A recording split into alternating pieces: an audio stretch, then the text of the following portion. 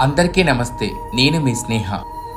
ఒక కుటుంబంలో ఒక అమ్మ, ఒక నాన్న, ఒక అక్క, ఒక అన్న, ఒక తమ్ముడు.